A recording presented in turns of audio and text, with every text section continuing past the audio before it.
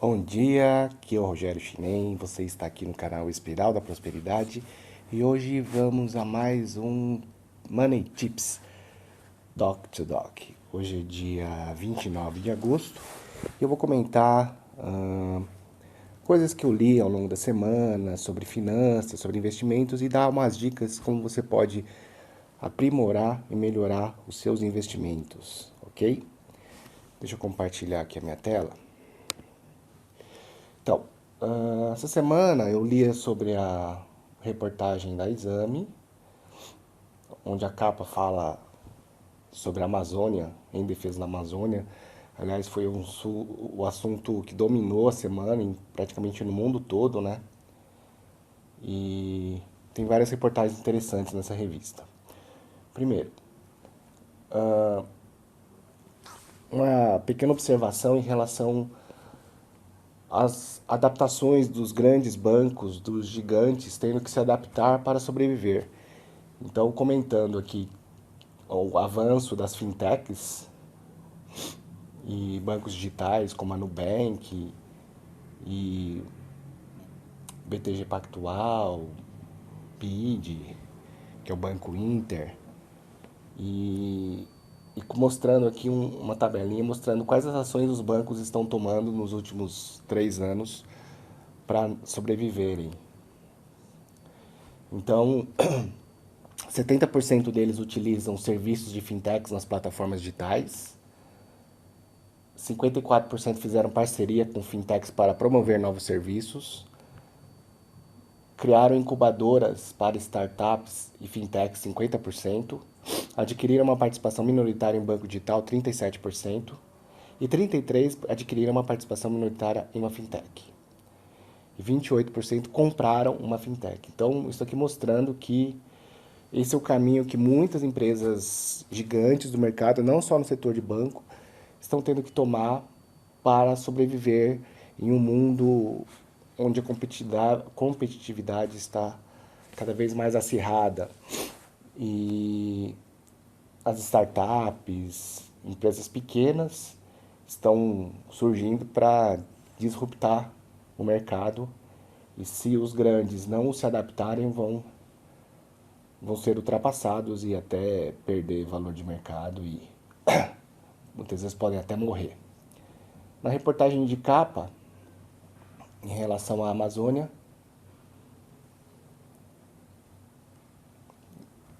algumas coisas interessantes que eu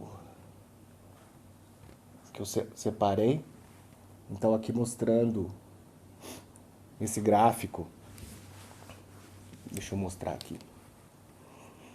Então, o perigo da recaída. Nas últimas 2 décadas, o Brasil conseguiu conter o desmatamento, mas nos últimos anos o ritmo de perda voltou a acelerar. Então, mostrando que aqui em 99 para 2000 teve um salto de quilômetros quadrados tendo desmatamento.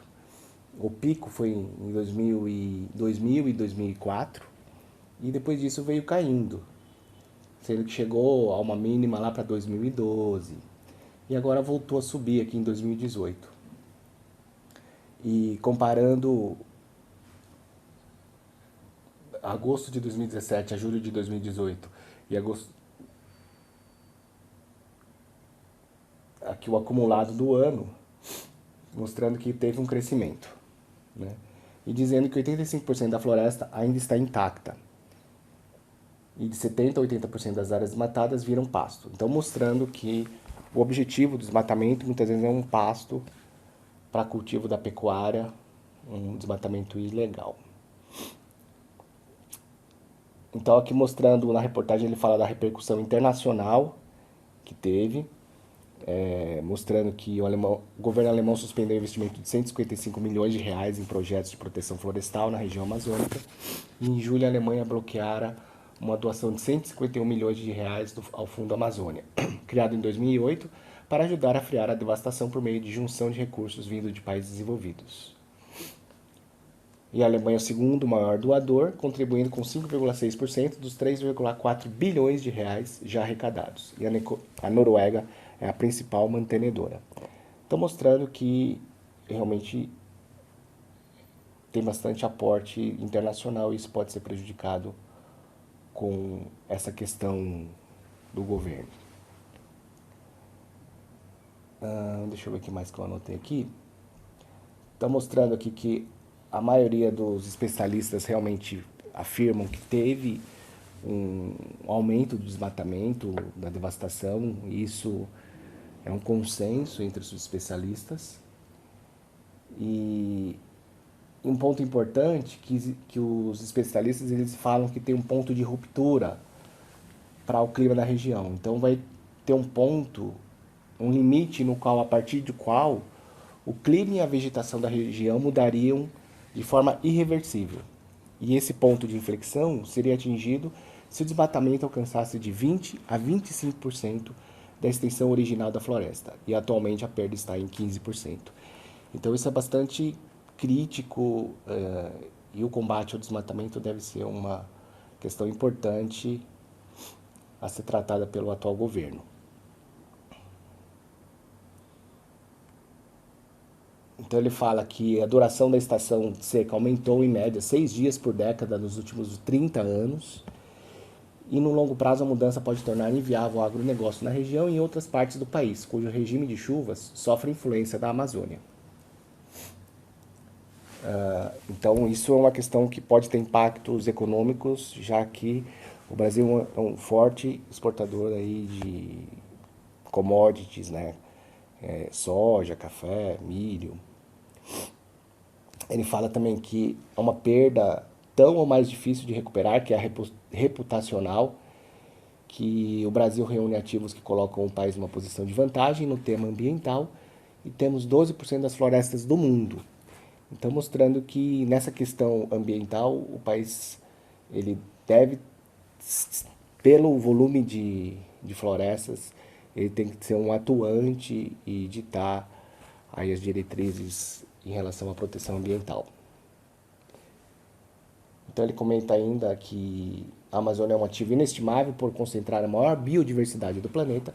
Em estudo realizado neste ano pela incensada Singularity University, escola de negócios baseada no Vale do Silício, reconhece no Brasil todos os elementos para liderar as discussões globais nessa frente. E por algum tempo o país caminhou no sentido de capturar esse potencial ao conquistar a simpatia mundial na seara do meio ambiente. Então que nos últimos anos o Brasil vinha tendo uma melhora no cenário, como atuação na parte ambiental, mas que isso acabou se perdendo agora com esse atual governo. E isso tem que se tomar cuidado. A imagem consolidou-se com resultados de políticas para a redução do desmatamento ao longo dos anos 2000. Deixar isso de lado pode abalar o bolso das empresas e investimentos no Brasil. Um retrocesso nessa área pode até inviabilizar investimentos de multinacionais que costumam ser sensíveis a esses temas. Então, não só pela questão de preservação do meio ambiente, mas a questão do ponto de vista econômico, grandes empresas agora fazem parte da sua política investir em países que têm políticas de proteção ambiental. Então isso também pode acabar resultando numa queda de investimentos de multinacionais. A realidade aqui, perguntado, a realidade é que lidar de forma bem sucedida com efeitos da mudança climática exige dinheiro de cofres públicos e leva muito tempo para benefícios surgirem. Nenhum desses fatores atrai os eleitores que querem ver sua vida sendo melhorada aqui e agora. Portanto, o resultado final são partidos populistas que usam esse compreensível medo de que as políticas climáticas reduzem as oportunidades econômicas para o próprio ganho político. Então, mostrando aqui, justificando por que as pessoas, os governos tendem a não investir em políticas ambientais. E aqui ele coloca uma questão importante sobre o curto e longo prazo. Isso é uma coisa que atrapalha muitos dos projetos das pessoas, né? E faz parte da economia comportamental. Por que as pessoas não conseguem juntar um patrimônio e fazer o dinheiro trabalhar para você? Porque isso leva tempo. É um projeto de longo prazo. Se você observar uma curva de juros, uma curva de rentabilidade dos seus investimentos, no começo ela sobe muito pouco.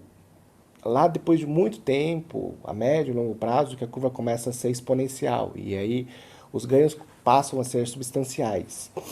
Então, assim, no começo, a pessoa que quer investir a longo prazo vê o dinheiro crescer pouco.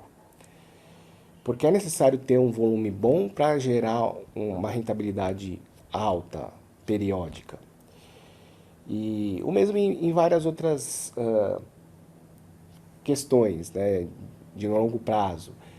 Então, por exemplo, para emagrecer, se ela deixar de comer aqui uma sobremesa hoje, ela não vai ver o efeito imediato, ela não vai emagrecer como ela gostaria que fosse. Então, essa questão do curto e longo prazo é uma questão que atrapalha muito as decisões das pessoas. Elas acabam tomando decisões para resultados mais de curto prazo, para um benefício mais de curto prazo e deixando de lado um benefício de longo prazo que seria mais adequado. Então, do ponto de vista de finanças, por exemplo, a pessoa prefere gastar o que sobrou do salário dela com compras, vai ao shopping e torra todo o dinheiro, e em vez de guardar esse dinheiro e realizar algum investimento pensando no futuro financeiro dela.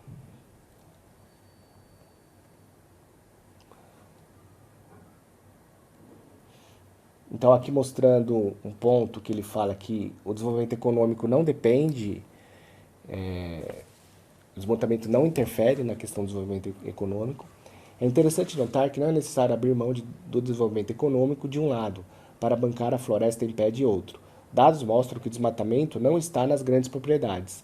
99% dos grandes produtores não desmatam ilegalmente. O desmatamento na Amazônia é majoritariamente ilegal. Segundo os dados do MapBiomas, 40% da retirada de floresta nativa ocorre em áreas não autorizadas, comunidades de conservação, terras indígenas e reservas legais. Outros 55% da derrubada foram feitos sem obtenção prévia de autorização e, portanto, também classificada como ilegal. Então, mostrando que esse desmatamento, grande maioria dele é ilegal e por isso que ele deve ser combatido, ok?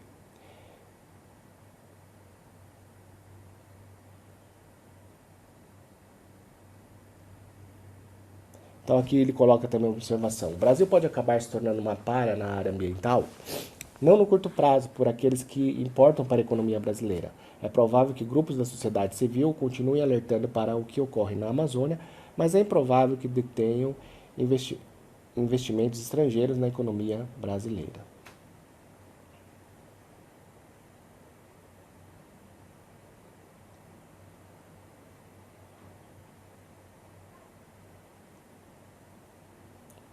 O desmatamento ilegal é causado por diversas formas de criminalidade, mas ele cola diretamente no agronegócio.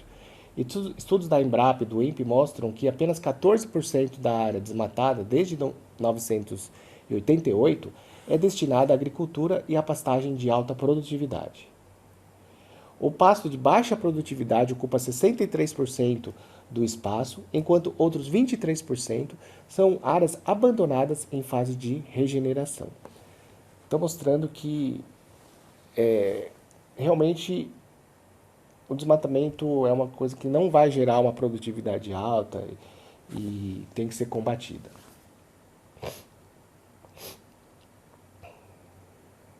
E mostrando que o impacto que isso pode ter no mercado global em relação aos outros países, ao consumo de produtos brasileiros.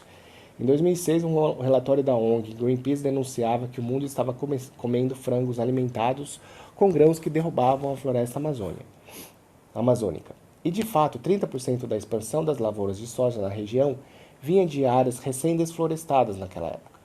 A reação dos consumidores foi imediata, com protestos na Europa. Ali nasceu a Moratória da Soja, um acordo que suspendeu a compra de grãos produzidos em novas áreas de desmatamento. A ação prevista para durar 2 anos virou política permanente e reconhecida. Então, mostrando que o impacto que o desmatamento pode ter no agronegócio. E aqui ele comenta em relação da biodiversidade da Amazônia. O maior potencial da Amazônia é a biodiversidade, não é a pecuária nem a agricultura tradicional. Tampouco o minério, afirma o especialista Carlos Nobre. Nobre cita o exemplo do açaí, que gera mais de US$ 1 bilhão para a economia da região por ano. Mais de 250 mil toneladas de polpa de açaí são produzidas por ano, beneficiando cerca de 300 mil pessoas, principalmente no estado do Pará. E a contribuição adicional de cada ano de desmatamento para a economia brasileira foi de apenas 0,013% do PIB. Então, mostrando que há benefícios em proteger em proteger a Amazônia contra o desmatamento, desenvolvimento de explorar o que tem de mais importante na Amazônia, que é a biodiversidade. Numa outra reportagem, que é O Tempo de Arrumar a Casa, ele comenta aqui em relação ao desinvestimento. Então aqui ele coloca alguns conceitos importantes de investimentos. Então ele fala: em termos contábeis, o patrimônio líquido é a diferença entre o ativo e o passivo de uma empresa, ou seja, entre bens e direitos que ela possui e as suas obrigações. Então, os bens e direitos são os ativos e as obrigações são os passivos. Na prática, o patrimônio líquido representa a riqueza de uma organização, os recursos que ela detém, descontados as contas a pagar. Então, esse é um conceito de análise fundamentalista que todo mundo que investe em ações precisa ter, o conceito de patrimônio líquido. E às vezes é necessário. Aqui fala: a lógica natural da maioria das empresas é trabalhar quase obsessivamente para fazer o seu patrimônio crescer, mas nem sempre esse é o caminho mais saudável. Então, normalmente a gente vê que o crescimento é o patrimônio líquido subindo. Mas às vezes é necessário recuar e reduzir o patrimônio e ganhar fôlego para voltar a acumular riqueza mais à frente. É esse o movimento que se observa em algumas das maiores empresas por patrimônio líquido do Brasil.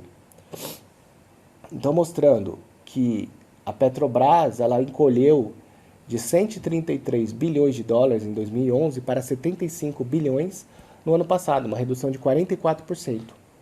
E a Vale diminuiu o patrimônio de 57 bilhões de dólares para 45 bilhões, 21% a menos. Nos últimos anos, a Petrobras vinha sofrendo com o crescente endividamento. No terceiro trimestre de 2015, sua dívida bruta atingiu o recorde de 506 bilhões de reais, o que resultou na perda do grau de investimento. Então, a grande questão é que não adianta você aumentar o seu patrimônio e começar a ter dívidas crescentes. Então, a ação da Petrobras vem mostrando ao longo dos últimos meses uma ascensão da ação. E isso porque o mercado percebeu que esse movimento de desinvestimento vai ser benéfico para a empresa. Então ela está vendendo participações de áreas que ela não é o core da empresa, ela vai querer focar na exploração do pré-sal e com isso está vendendo setores que não fazem parte desse core. E com isso vai reduzir o endividamento e a empresa vai produzir mais. Então, esse é um conceito importante em relação ao que a gente tem que sempre avaliar nas empresas. Aqui é um dado importante nessa reportagem, tudo ao mesmo tempo agora. Então, eu queria só passar essa informação. Segundo uma pesquisa global, 8 em cada 10 presidentes dizem que precisam mudar o modelo de negócio de suas empresas.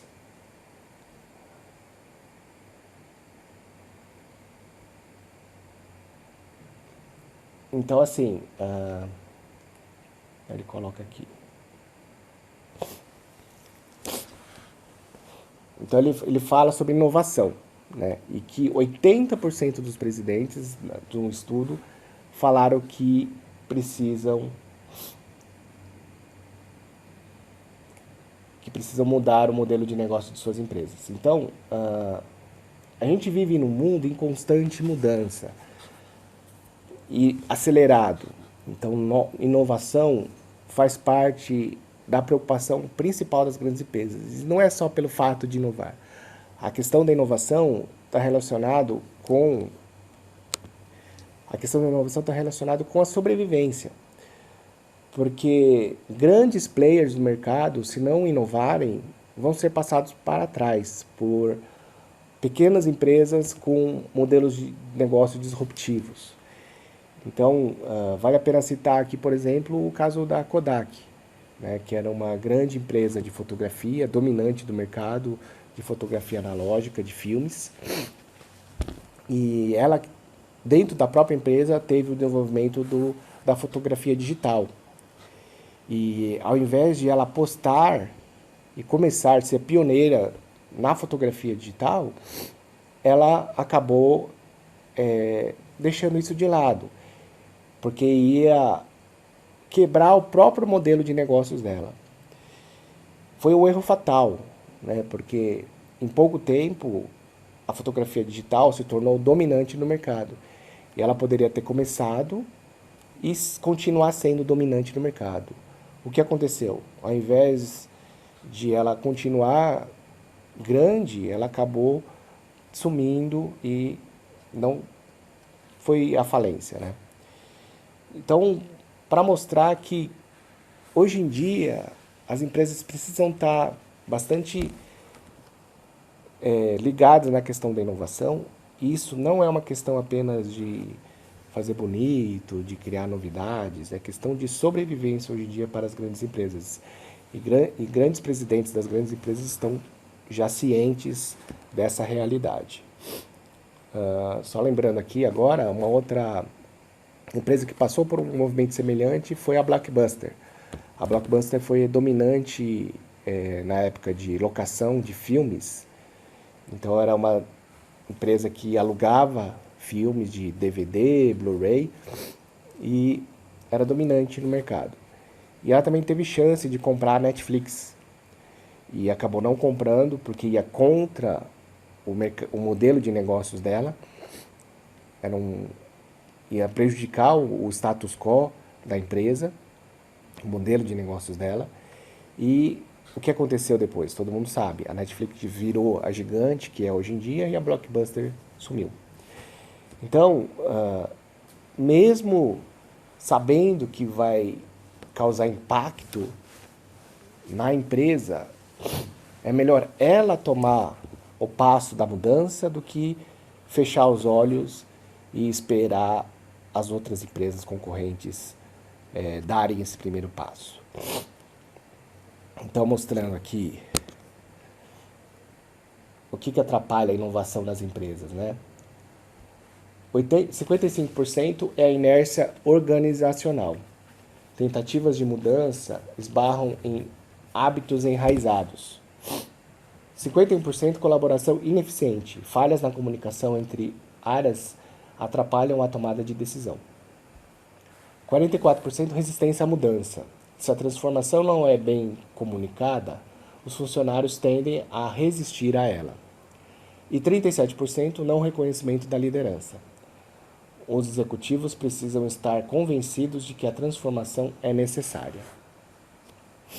Então, mostrando que, apesar dessa realidade e dessa consciência da necessidade de mudança, de inovação, ainda hoje ela tem dificuldades de ser implementada na prática nas empresas.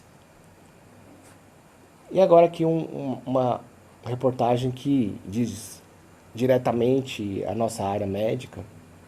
E eu, como médico, acompanho de perto a questão aí das novidades que estão vindo para o mercado. E foi feita uma reportagem sobre os robôs dentro da área médica. Cada vez mais as máquinas avançam para dentro do consultório e das salas de operação para aumentar a eficiência e a qualidade do atendimento na medicina, mas o custo dos equipamentos ainda é um entrave. Estão mostrando que tem uma previsão da Organização Mundial de Saúde que prevê para 2020 um novo marco demográfico no planeta. O número de crianças com menos de 5 anos de idade será pela primeira vez menor do que o número de adultos com mais de 60 anos. E qual a repercussão disso? A repercussão é que vão ter mais idosos e com mais propensão a ficarem doentes. E isso vai resultar numa falta de profissionais na área de saúde, com médicos, especialistas e enfermeiros, e o déficit de profissionais deverá beirar 13 milhões no mundo de 2035. Com isso, o setor requer mais eficiência e busca inspiração nas fábricas. A necessidade pavimenta o caminho para robôs em hospitais, de radiologistas a cirurgiões. Então, esse movimento na aplicação de robôs é para aumentar a eficiência do atendimento e se conseguir atender mais pessoas de forma mais eficiente, de forma mais segura, em um menor espaço de tempo. E a consultoria Deloitte afirma que o mercado global de saúde, o faturamento do mercado global de saúde chegará a 10 trilhões de dólares em 2022, um aumento de 23% em relação a 2018. Estão mostrando que a área de saúde é uma área que vai ter bastante alterações na área de evolução, de health techs, né? É uma área que precisa de muita inovação, de muita mudança, para poder atender bem toda a população. Então, aqui mostrando num gráfico a ascensão das máquinas, cada vez mais robôs na medicina, a previsão é o faturamento do setor dê um salto nos próximos anos. Estão mostrando que em 2008 o faturamento do setor de robôs era 6,6 bilhões de dólares, e que a previsão para 2025 é chegar em 24,6. Então, uma curva ascendente. E aqui nessa curva vermelha mostrando que os investimentos de capital de risco nas startups de robótica para a área médica aumentaram 900% no mundo desde 2002.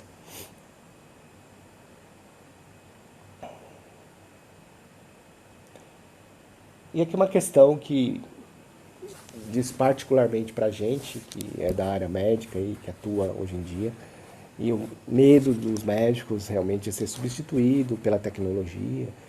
E então ele coloca aqui na reportagem se os robôs vão substituir os humanos.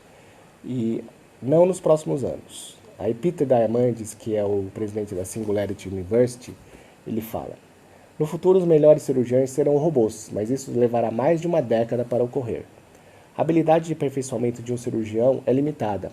A robótica, a aprendizagem de máquina e a visão computacional se fundirão. Com isso, os melhores cirurgiões serão robôs e terão feito dezenas de milhares de operações. Então, a tecnologia ela vai vir para disruptar todo o mercado, de todos os setores, inclusive da área médica. Mas eu vejo hoje em dia não como uma concorrente, mas sim como uma complementação. E o médico ainda vai ser necessário, mas vai ter que se adaptar a essas mudanças. Uma outra reportagem que tem nessa edição, que é bastante interessante, uma discussão que faz a gente pensar, é em relação ao valuation. Valuation é você tentar definir o valor, quanto vale uma empresa. Na hora que você quer investir em determinada empresa, compra os papéis de uma empresa, você deve pensar em investir em ações onde o preço da ação que está no momento, ela não está representando o valor real da empresa, onde há uma discrepância entre preço e valor, que é um conceito bastante importante para você que quer ser investidor. Preço é o que você está pagando, é o que você está vendo na tela ali do home broker. Valor é o quanto a empresa vale de verdade. Muitas vezes o preço que está na tela não está representando o quanto a empresa vale. Se o preço for menor do que o valor, aí vale a pena você comprar a ação na expectativa do preço chegar até o valor real. Se for o contrário, que muitas vezes acontece também, você tem um preço superestimado, então você está pagando muito caro para o que ela realmente vale. E nessa empresa vale você não investir ou até vender participação sua da empresa, vender as suas ações, com o intuito de recomprar lá na frente, na hora que essa relação se reequilibrar. Então, essa reportagem aqui, ela discute a questão da valuation. Então, dados como crescimento e fluxo de caixa já não bastam para calcular o valor do mercado de companhias novatas, nem das mais bem estabelecidas. É bom se acostumar, os mercados estão numa daquelas fases irracionais.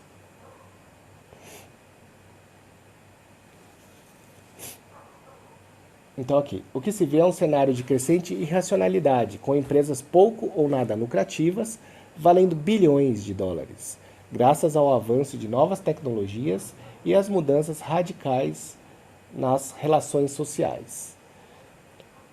Aí dá um exemplo dessa mudança. O Banco Inter possui um valor de mercado de 1,9 bilhão, passou de um valor de mercado de 1,9 bilhão para 15 bilhões de reais em apenas 1 ano e 3 meses.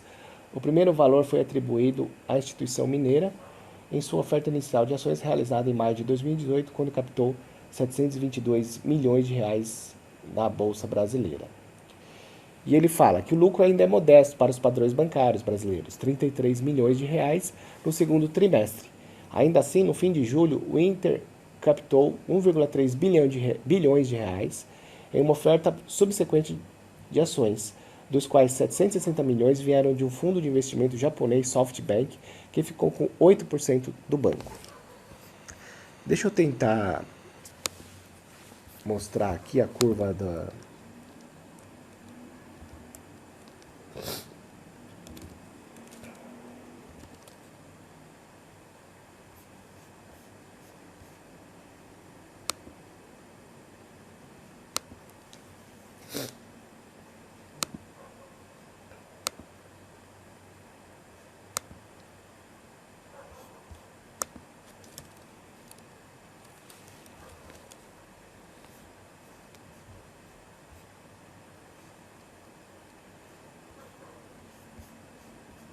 Deixa eu achar, espera um pouquinho.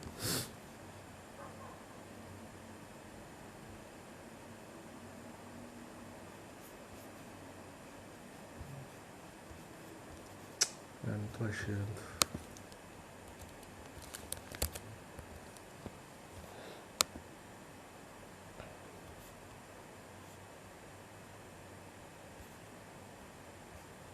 Achei.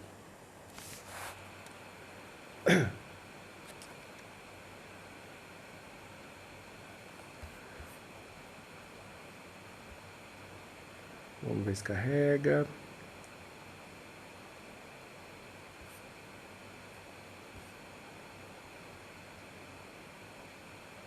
Então aqui, deixa eu mostrar a tela.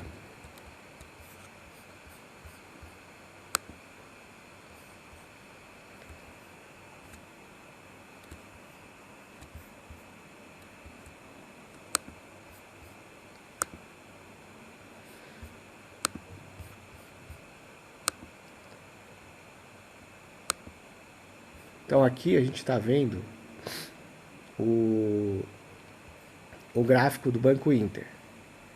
Então mostrando aqui a valorização de 2019, ela partiu aqui de um patamar de 5, 6 reais. Ela chegou até o pico aqui em meados de agosto de 24 reais. Então ela multiplicou praticamente por 4. De 6 passou para 24 reais. Estou mostrando a intensa valorização do papel. E aí a reportagem, ela comenta de outras empresas. O valor de mercado do BTG Pactual, que teve lucro de 972 milhões de reais no segundo trimestre, é de 12 bilhões de dólares. O descasamento entre resultados e valor de mercado são ainda mais comuns nos Estados Unidos, onde o aplicativo de transportes Uber vale 62 bilhões de dólares, apesar de ter mostrado prejuízo de 5,2 bilhões no segundo trimestre. Na teoria, uma empresa deveria valer o equivalente ao fluxo de caixa futuro trazido ao valor presente, mas há cada vez mais exceções à regra. As métricas de matemática financeira não são suficientes para medir o risco e retorno em um cenário em que a economia pode ser transformada a qualquer momento por companhias disruptivas. Investidores aceitam pagar um ágio para ser um dos primeiros a investir em empresas que podem despontar, como Uber, WeWork, Airbnb, e lá na frente obter uma rentabilidade maior do que as dos demais. Então ele comenta aqui em relação à Amazon. Quem diria que a Amazon, que passou 9 anos sem dar lucro, chegaria onde chegou? Então essa foi uma estratégia que deu certo para quem investiu no Uber. Durante anos, o Uber ela vinha tendo prejuízos subsequentes. E a cotação da Amazon na Bolsa Americana só subindo. E essas pessoas não se arrependeram, porque a empresa hoje é dominante no mercado e ela vem gerando lucros. Só que pode ser que isso não seja uma estratégia que vai sempre dar certo, né? Então, mas isso é a justificativa do porquê que está tendo esse movimento de empresas valendo de valor de mercado, às vezes com prejuízo. Só que essas pessoas podem acabar se dando mal, né? Então, precisa tomar muito cuidado na hora de investir nessas empresas. Então ele comenta aqui um dado interessante, que o valor de 249 empresas da B3 avançou 80% em 3 anos e o patrimônio cresceu só 20%. Então mostrando que isso pode ter discrepância e o risco de ter uma bolha, né?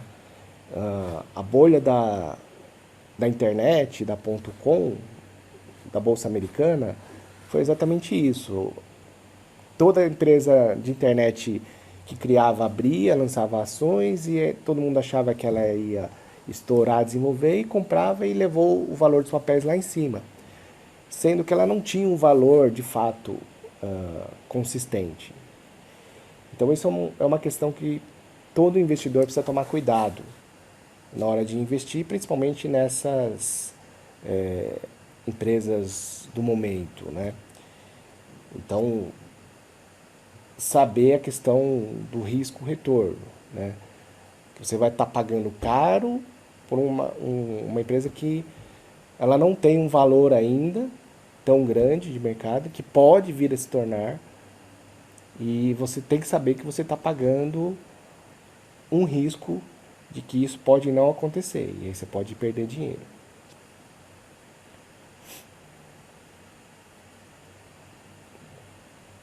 Então aqui ele fala, empresas tradicionais nunca correram tanto risco de ser atacadas por novatas. E constantes mudanças no ambiente de negócio têm levado às mudanças de reguladores. Então,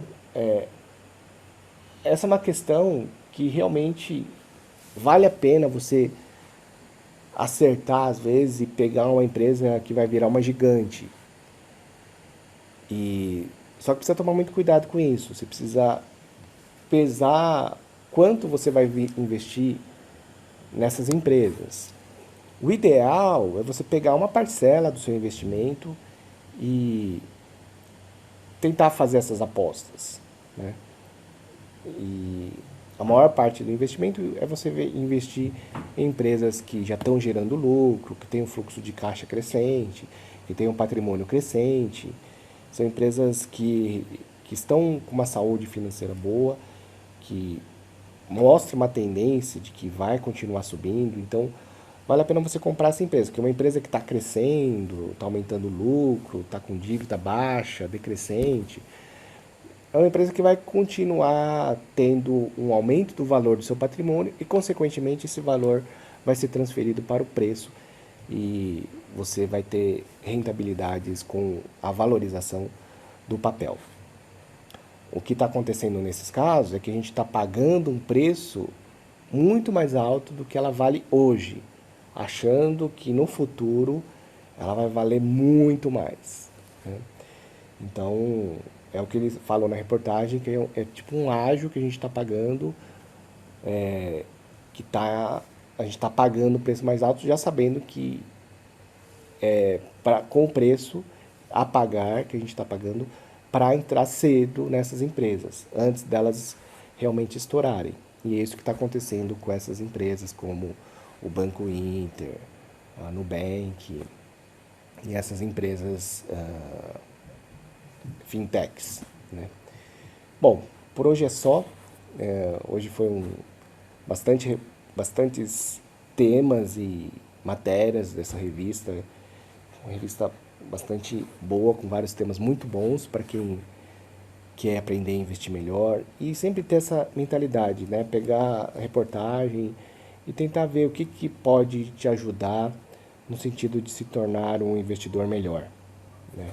Eu acho que várias questões foram levantadas aqui hoje. A questão do como essa